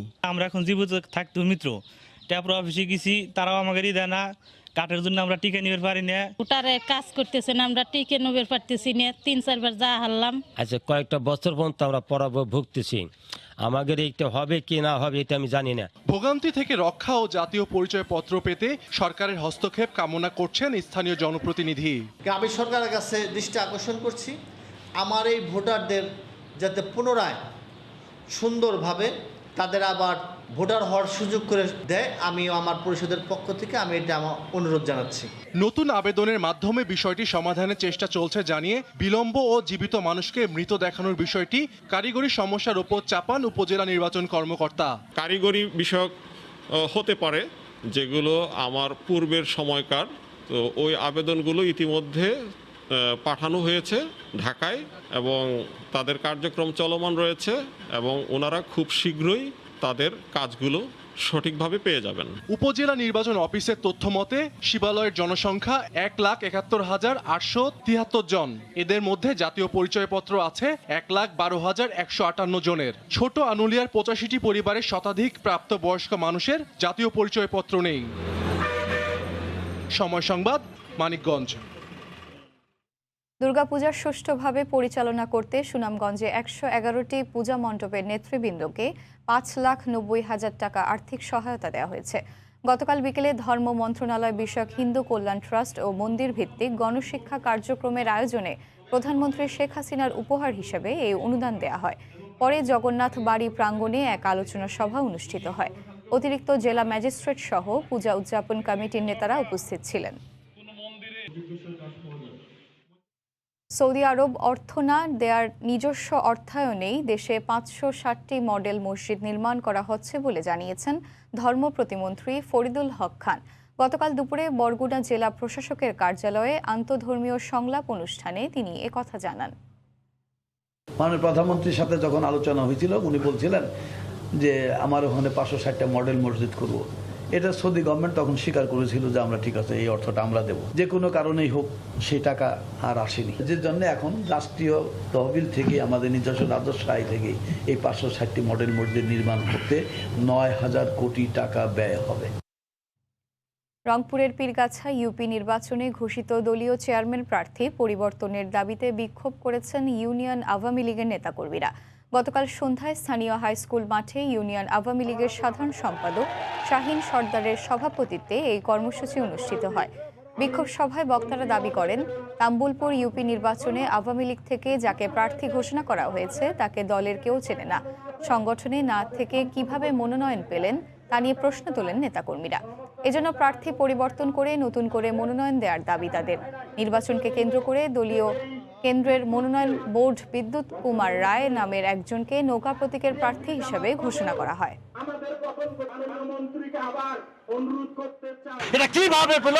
আমরা মন্ত্রীর কাছে, মন্ত্রী মহোদয়ের কাছে আমার অনুরোধ, এটা যেন উনি বলে যে এইভাবে এই ব্যাপারে আমরা মানি নেব। যে ব্যক্তিটাকে মনোনয়ন দেওয়া হয়েছে সে কোনো আমার সহযোগী সংগঠনের কোনো সদস্য বা ইউনিয়ন আওয়ামী লীগের কোনো সদস্য নয়। গাইবান্ধায় ইপিজেড স্থাপনের জায়গা পরিবর্তনের দাবিতে বিক্ষোভ মিছিল ও মানববন্ধন করা হয়েছে। গতকাল দুপুরে গাইবান্ধা পলাশবাড়ী আঞ্চলিক মহাসড়কে মানববন্ধন ও বিক্ষোভ মিছিল করে সাকোয়া ব্রিজ ইপিজেড বাস্তবায়ন মঞ্চ। এ সময় বক্তারা বলেন, সম্প্রতি সরকার গোবিন্দগঞ্জে বিরোধপূর্ণ জমিতে ইপিজেড স্থাপনের সিদ্ধান্ত নিয়েছে। এজন্য তারা পলাশবাড়ীতে ইপিজেড স্থাপনের দাবি জানান।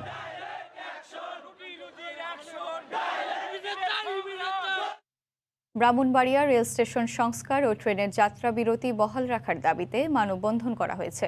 গতকাল দুপুরে স্টেশন এলাকায় জেলা নাগরিক ফোরামের আয়োজনে এ মানববন্ধন অনুষ্ঠিত হয়।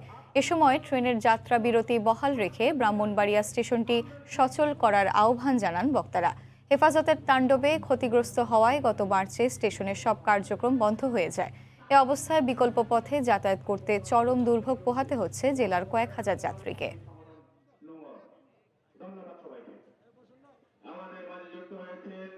15 দিনের মধ্যে যদি আমাদের এই ট্রেনগুলি এখানে স্টপেজ না দেওয়া হয়, আমরা অবরোধের মতো অবরোধ করা যায় কিনা এই বিষয়টি আমরা বিবেচনা করি। তরুণদের কর্মসংস্থানের জন্য আইসিটি ল্যাব উদ্বোধন করা হয়েছে। গতকাল সকালে পৌরসভার হলরুমে অ্যাক্ট ফাউন্ডেশন ও সানাবিল ফাউন্ডেশনের সম্মিলিত উদ্যোগে এর উদ্বোধন করেন স্থানীয় সরকার অধিদপ্তরের সিনিয়র সচিব হেলাল উদ্দিন আহমেদ। প্রযুক্তিকে হাতিয়ার বানিয়ে তরুণদের দক্ষ করে কর্মসংস্থানের সুযোগের উদ্দেশ্যে এই রূপান্তর আইসিটি ল্যাব চালু করা হয়েছে। অনুষ্ঠানে বক্তারা প্রযুক্তির যথাযথ ব্যবহার ও প্রশিক্ষণ নিয়ে কর্মসংস্থান গড়ে তোলার আহ্বান জানান।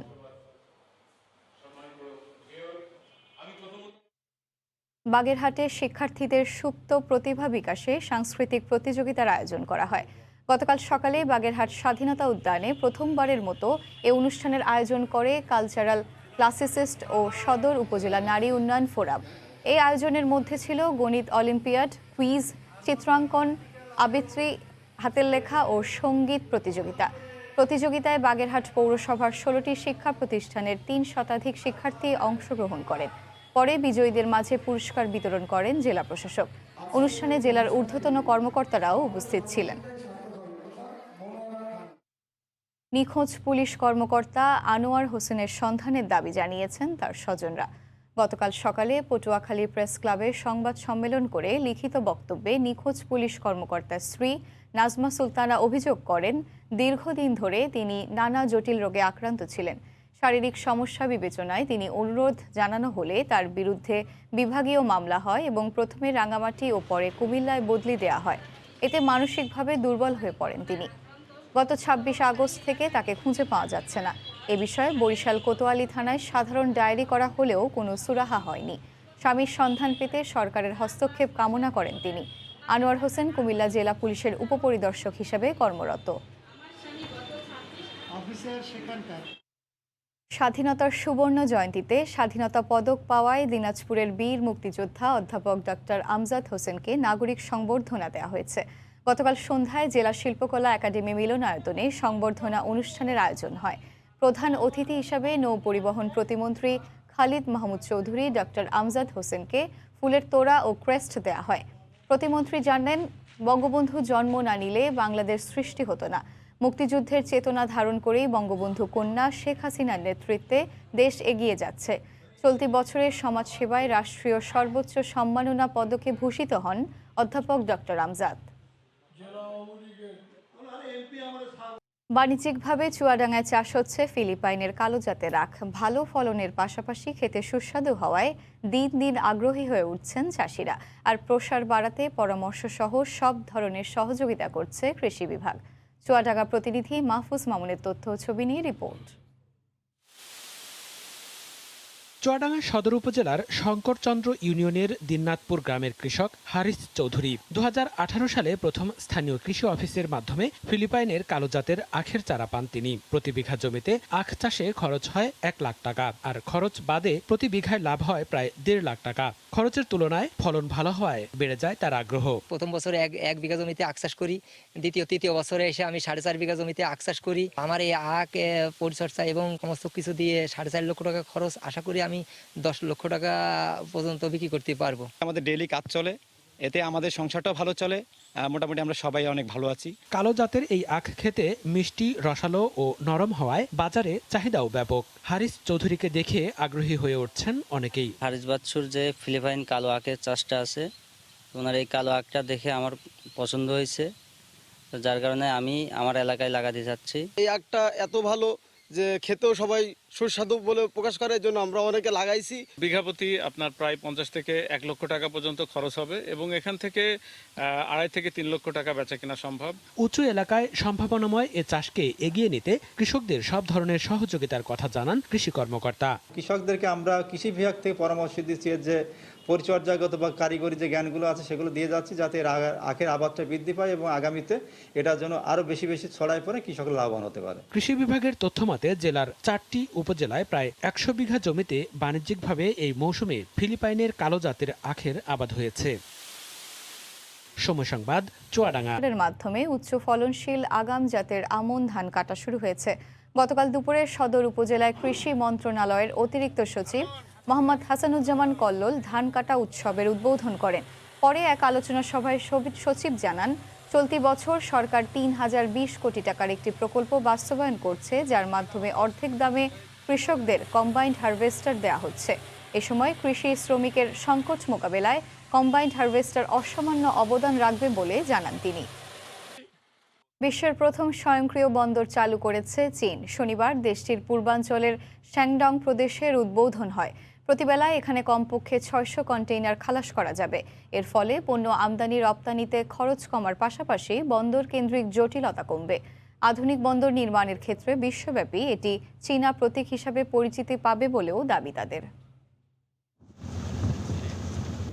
প্রযুক্তিগত দিক থেকে একের পর এক তাক লাগিয়ে যাচ্ছে চীন।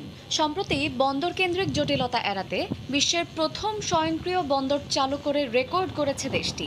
পূর্ব চীনের শ্যানডং প্রদেশে অবস্থিত রিঝাও বন্দরে স্বয়ংক্রিয়ভাবে মালামাল খালাসে একদিকে যেমন খরচ কমবে, অন্যদিকে বন্দর কেন্দ্রিক জটিলতাও কমে আসবে বলে মনে করছেন সংশ্লিষ্টরা।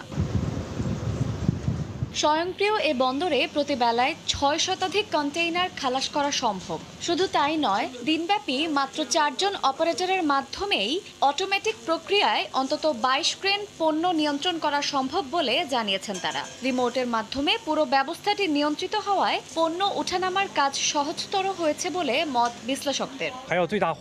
গতানুগতিক ধারার একটি বন্দরকে আধুনিক স্বয়ংক্রিয় বন্দরে রূপান্তরের প্রক্রিয়াটি বেশ কঠিন। আমরা আশা করি নতুন এ ব্যবস্থায় বন্দরের কার্যক্রম আরো ত্বরান্বিত হবে। রিঝাও বন্দরটিকে স্বয়ংক্রিয় করতে সময় লেগেছে প্রায় 1 বছরেরও বেশি। পণ্য লোড ও আনলোডের ক্ষেত্রে প্রযুক্তির ব্যবহারই একে গতানুগতিক ধারার বন্দর থেকে আলাদা করেছে বলে দাবি সংশ্লিষ্টদের। বিশ্বব্যাপী বন্দরের আধুনিকায়নে এটি গুরুত্বপূর্ণ ভূমিকা রাখবে বলে আশাবাদী শ্যানডং বন্দর কর্তৃপক্ষের। শায়লা রহমান ইমা, সময় সংবাদ। করোনার কারণে দীর্ঘ 1.5 বছর বন্ধ থাকার পর আজ থেকে কুয়েতে বাংলাদেশ বিমানের সরাসরি ফ্লাইট চালু হচ্ছে।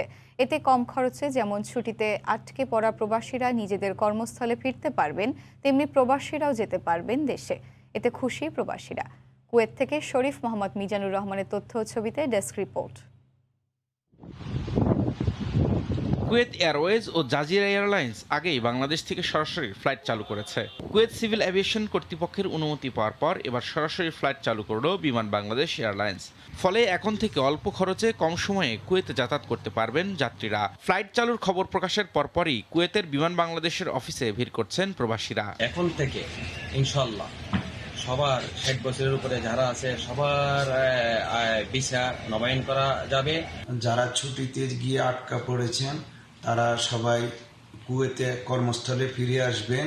সরাসরি বিমান চালু হওয়ার জন্য আমরা আনন্দিত ও খুশি। বাংলাদেশ বিমান এই সুযোগ করে দেওয়ার জন্য কুয়েত প্রবাসী পক্ষ থেকে বাংলাদেশ সরকারকে আমরা ধন্যবাদ অভিনন্দন জানাই।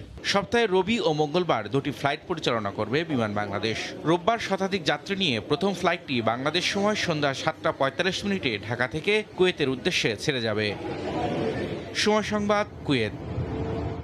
বাংলাদেশ সহ আরও 10টি দেশকে সবুজ তালিকাভুক্ত করে নির্দেশনা জারি করেছে বাহরাইন। এসব দেশ থেকে আসা যাত্রীরা 2 ডোজ করোনা টিকা নেওয়া থাকলে সরাসরি দেশটিতে প্রবেশ করতে পারবেন। আজ থেকে এই নীতি কার্যকর হবে বলে জানিয়েছে সংশ্লিষ্ট কর্তৃপক্ষ। বাহরাইনে করোনা ভাইরাসের সংক্রমণ পরিস্থিতির উন্নতি হওয়ায় দেশটির স্বাস্থ্য মন্ত্রণালয় বাংলাদেশ সহ আরও 10টি দেশকে লাল তালিকা থেকে বাদ দিয়েছে। রোববার থেকে এ সিদ্ধান্ত কার্যকরের ঘোষণা দিয়েছে কর্তৃপক্ষ। এসব দেশ থেকে আসা যাত্রীদের ভ্রমণের আগে পিসিআর টেস্ট করাতে হবে না। তারা টিকার সনদ দেখিয়ে দেশটিতে প্রবেশ করতে পারবেন বলে জানা গেছে। এদিকে সবুজ তালিকায় বাংলাদেশের নাম অন্তর্ভুক্ত হওয়ায় স্বস্তি প্রকাশ করেছেন প্রবাসী বাংলাদেশিরা। নতুন এ নীতি প্রয়োগে যাত্রী ভোগান্তি অনেক কমে আসবে বলে মনে করছেন তারা। আলহামদুলিল্লাহ, যে আমাদের প্রবাসী বাংলাদেশিরা যে তারা যে আসার পথে এখানে যে একটা হয়রানি হতো, তাদের যে আর্থিক একটা ক্ষতি হতো, তাদের সর্বকিছু মিলাইয়া এখন আমাদের প্রবাসীদের জন্য এটা একটা খুব ভালো হয়েছে। তো এই জন্য বাহরাইন গভর্নমেন্টকেও আমরা ধন্যবাদ জানাচ্ছি। যারা টিকা ভ্যাকসিনেশন যারা নিয়েছেন, অর্থাৎ বাহরাইনের সাথে যেসব কান্ট্রিতে ভ্যাকসিনের সাথে ভ্যাকসিন নেওয়া এবং বাহরাইন যেটাকে অ্যালাউ করেন সেই ধরনের কান্ট্রি থেকে যদি আসেন তাহলে তাদের জন্য আর কোয়ারেন্টাইন প্রযোজ্য হবে না এবং পিসিআর টেস্ট প্রযোজ্য হবে না। তবে যাদের করোনা ভ্যাকসিনের 2 ডোজ দেয়া নেই তাদের ক্ষেত্রে আগের নিয়ম প্রযোজ্য বলে জানিয়েছে সংশ্লিষ্ট কর্তৃপক্ষ। সময় সংবাদ, বাহরাইন। ত্রিবার্ষিক সম্মেলনকে কেন্দ্র করে ইতালি আওয়ামী লীগের মধ্যে উত্তেজনা দেখা দিয়েছে। সম্মেলনের তারিখ ঘোষণা করা হলেও তা প্রত্যাখ্যান করেছেন বর্তমান কমিটির সাধারণ সম্পাদক।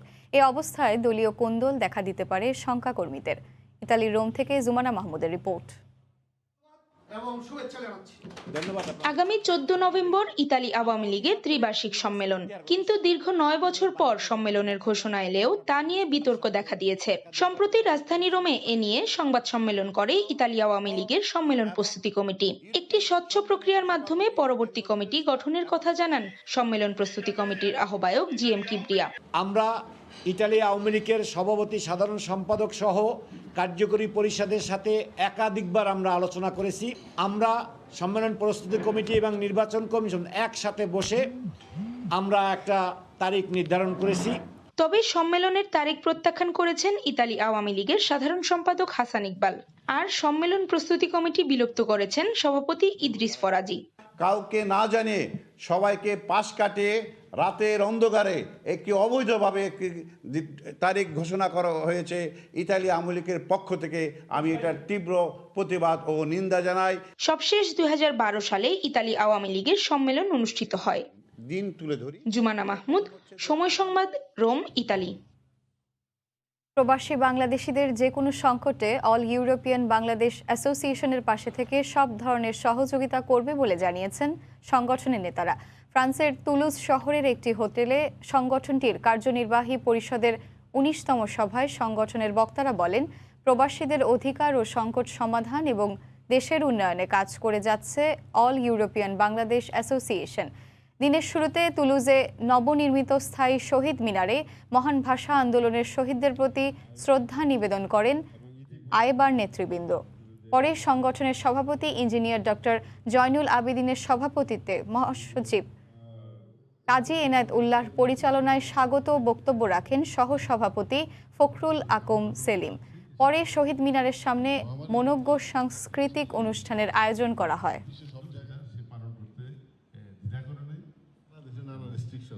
সেটার মধ্যেও আমরা অনেক কাজ করছি। যারা আছেন তাদেরকে ওই সময় অনেকেই স্পেশালি হিমু ভাই উপকৃত হয়েছিলেন। সেকেন্ড ছিল যেটা আমি কৃতজ্ঞতা, আমার সঙ্গে বেশ কিছু লোক সহযোগিতা করছেন, তাদের প্রতি আমরা কৃতজ্ঞতা প্রকাশ করছি।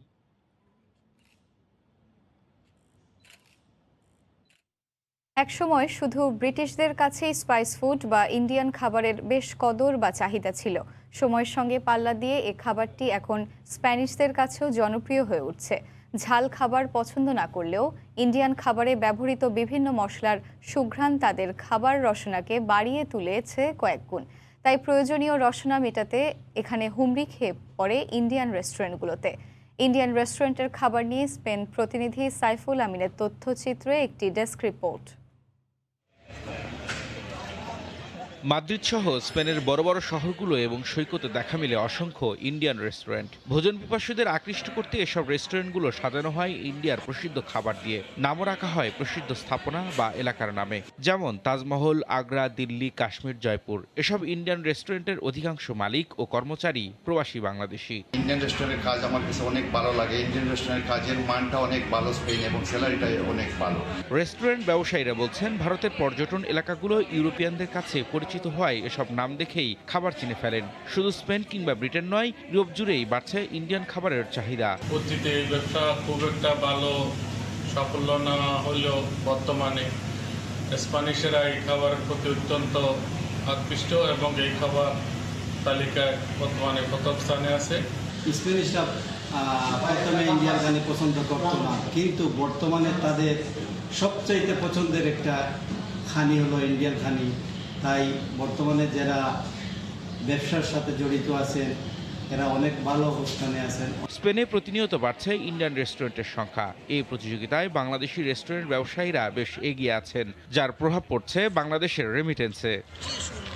সময় সংবাদ, স্পেন। শীত প্রধান দেশ সুইডেনে গ্রীষ্মের শেষে আর শীত শুরুর আগে গাছের সবুজ পাতাগুলো নানা রং ধারণ করে। পাতা ঝরার এ সময় নানা রং প্রকৃতিতে এক অপরূপ সৌন্দর্য সৃষ্টি করেছে। সুইডেন থেকে আরও জানাচ্ছেন শফিউল আলম। ছবির মতো দেশ বলা হয় সুইডেনকে। ঋতু পরিবর্তনের সঙ্গে সঙ্গে সুইডেন তার সৌন্দর্যের নানা রূপ পরিবর্তন করে। গ্রীষ্মের শুরুতে নানা রঙের ফুলের সাথে নতুন আসা গাছের সবুজ পাতারা যেমন সুন্দর প্রকৃতির জানান দেয়, তেমনি শীতের শুরুতে সবুজ পাতাগুলো ঝরে যাওয়ার আগে নানা রং ধারণ করে প্রকৃতি করে তোলে মোহনীয়। রাস্তার দুপাশের সারি সারি গাছগুলো নানা রং ধারণ করে পথচারীদের যেন অভ্যর্থনা জানায়। সামারের শেষে এবং শীতের আগে প্রকৃতি আর এক নতুন রূপে সাজে। সবুজ পাতা লাল, সোনালি রং ধারণ করে এবং এই অপরূপ সৌন্দর্য একমাত্র আমি মনে করি সুইডেনে আসলেই আমরা সেটা উপভোগ করতে পারবো। শীতকালের আগেই আপনারা দেখতে পাবেন প্রতিটি গাছের পাতা লাল, সবুজ, হলুদ, বিভিন্ন রকম, মনে হবে যেন এক একটা ফুল, বিভিন্ন ফুলে সুসজ্জিত এই সুইডেন। যদিও ইউরোপের বিভিন্ন দেশেই এই বিভিন্ন রকম কালার দেখতে পাই, কিন্তু আমার মনে হয় সুইডেন একটা ওয়েল অর্গানাইজড এবং এভাবে করা মনে হবে আপনার হাতে করা একটা বাগান। সুইডেনে মূলত সেপ্টেম্বর, অক্টোবর, নভেম্বর এই 3 মাসকেই অটাম বলা হয়। তো এই সময়টায় দেখা গেল যে গাছের পাতা ঝরে, গাছ থেকে পাতা ঝরে, বিভিন্ন পাতা ঝরে এবং গাছের পাতাগুলো বিভিন্ন কালার হয়ে যায়, হলুদ, লাল, বাদামি বিভিন্ন কালার হয়। তো এটা দেখতে আসলে অনেক সুন্দর লাগে। এটা না দেখলে আসলে বোঝা যাবে না যে হাউ বিউটিফুল ইট ইজ। ঋতু পরিবর্তনের এই প্রাকৃতিক সৌন্দর্য দেখতে সুইডেনে ছুটে আসেন বিদেশি পর্যটকরাও। ঘুরে বেড়ান এক প্রান্ত থেকে আরেক প্রান্ত। অপরূপ সৌন্দর্যের দেশ সুইডেন। শীতের ঠিক আগে সবুজ পাতাগুলো নানা রং ধারণ করে পুরো সুইডেনকেই যেন সুসজ্জিত করে তোলে। শফিউল আলম, সময় সংবাদ, সুইডেন। শেষ সময়ে বাংলাদেশের বিশ্বকাপ স্কোয়াডে যুক্ত হলেন পেসার রুবেল হোসেন। এক সংবাদ বিজ্ঞপ্তিতে বিষয়টি জানিয়েছে বাংলাদেশ ক্রিকেট বোর্ড। বিশ্বকাপে স্কোয়াডের বাড়তি সদস্য হিসেবে থাকবেন রুবেল।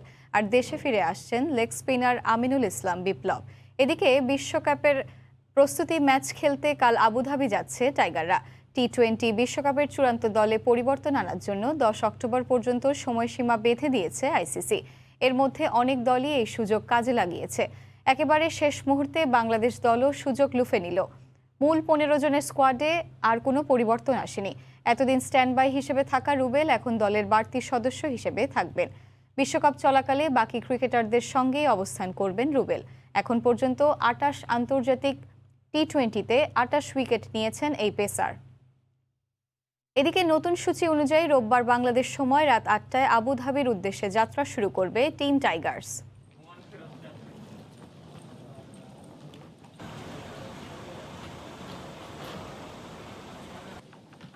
ঠাকুরগাঁওয়ে জাঁকজমক আয়োজনের মধ্য দিয়ে অনুষ্ঠিত হয়ে গেল গ্রাম বাংলার ঐতিহ্যবাহী হাডুডু খেলা।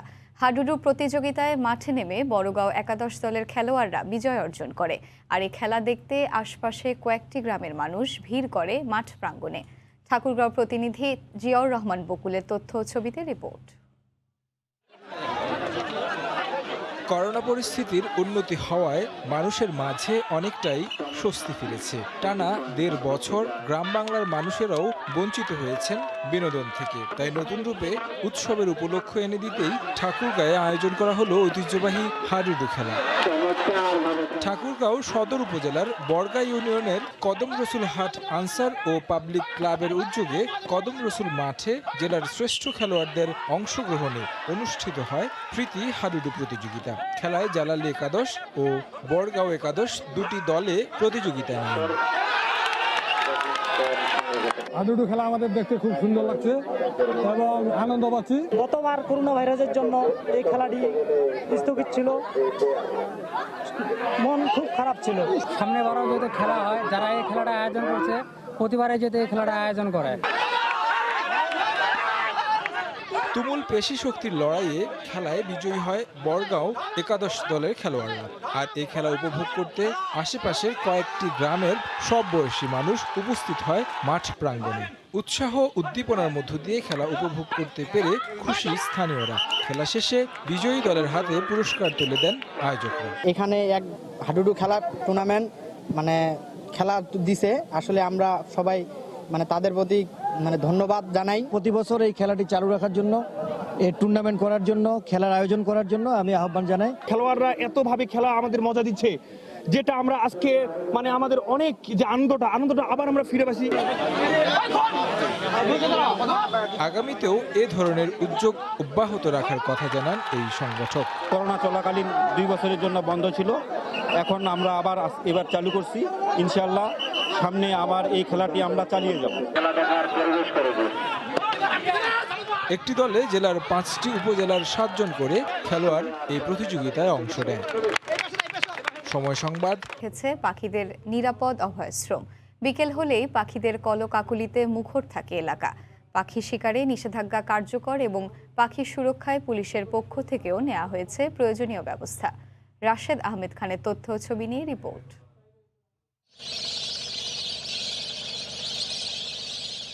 পড়ন্ত বিকেলে সূর্য ঢলে পড়লেই হবিগঞ্জের বানিয়াচংয়ের আকাশে এভাবেই বিচরণ করে হাজার হাজার পাখি। থানা এলাকার কয়েকটি গাছ যেন এখন পাখিদের অভয়াশ্রম। শীত মৌসুমে বিপুল পরিমাণ সংখ্যক অতিথি পাখির সমাগম ঘটলেও বর্তমানে বেশি চোখে পড়ে পানকৌড়ি। তবে শালিক ও ঘুঘু জাতীয় পাখিরও দেখা মেলে এখানে। নানা প্রজাতির পাখির কলরবে বিমোহিত হন থানার কর্মরত পুলিশ ও এলাকাবাসী। আমি পাখি দেখতে আসছি, এখন এই পাখি আমার সুন্দর লাগছে, আমি ছবি তুলছি। বিকালবেলা হইলে পাখিগুলা কত সুন্দর শব্দ করে, এই শব্দগুলা খুব ভালো লাগে। পাখিরে কেউ মারেও না, কিছু করে না, মানুষের তামসা দেখে আইয়া এলাকার মানুষ বিভিন্ন জায়গা থেকে মানুষ আসে আইয়া দেখে।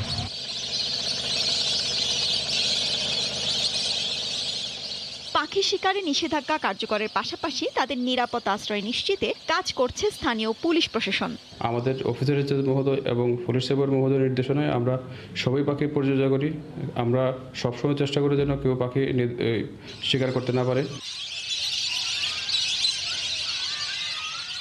2015 সালের মার্চ মাস থেকে বানিয়াচং থানা এলাকায় পাখিদের আগমন শুরু হয়। এরপর থেকে এলাকাটি হয়ে ওঠে পাখিদের অভয়াশ্রম। সময় সংবাদ, হবিগঞ্জ। ভোরের সময় শীর্ষ সংবাদ জানিয়ে দিচ্ছি আরেকবার।